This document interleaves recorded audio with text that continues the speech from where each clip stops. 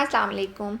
जिस दिन आपकी समझ में कुछ ना आ रहा हो कि आज क्या पकाएं, उस दिन आप इस रेसिपी को ट्राई करें। इसके लिए आपको करना क्या है कि एक पैन में मैंने 3 टेबलस्पून जो है वो ऑयल डाला है और उसमें एक जो है छोटी प्याज, उसको मैंने ऑमलेट कट करके वो शामिल कर दिया है। प्याज जब थोड़े से ट्रांसलूसेंट हो गए तो मैंने इसमें 4 जो थे आलू मीडियम साइज़ के, उनको थोड़ा सा थिक स्लाइसेस में काट के वो ऐड कर दिया।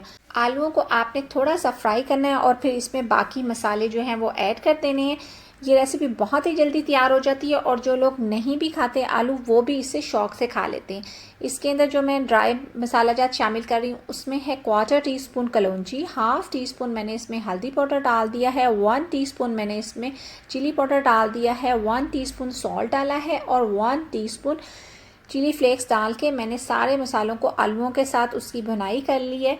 और इसमें जो अगर आपको लगे कि मसाला थोड़ा सा नीचे लग रहा है तो आप इसमें थोड़ा सा पानी डाल लें। मैंने 3 टेबलस्पून इसमें पानी ऐड कर लिया है और मसालों को आलूओं के साथ भून लिया है। इसे भूनने के बाद मैंने इसको लिड लगा के 5 मिनट के लिए रख दिया है और आप देखें कि यहाँ पे जो आलू हैं वो 50% जो हैं वो डन हो गए।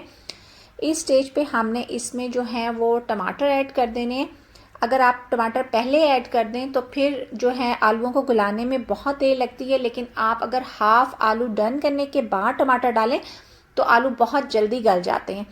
यहाँ पे मैंने आलूओं में 2 टमाटर जो थे वो चॉप करके डाल दिए थे और 2 हरी मिर्चें डाल दी थी चॉप करके, और साथ में मैंने 1 टेबलस्पून धनिया और जो ज़ीरा था वो कूट के डाल दिया था और साथ में मैंने 1 टीस्पून इसमें जो कसूरी मेथी होती है वो डाल के इसे मज़ीद 5 मिनट के लिए दम पे रख दिया।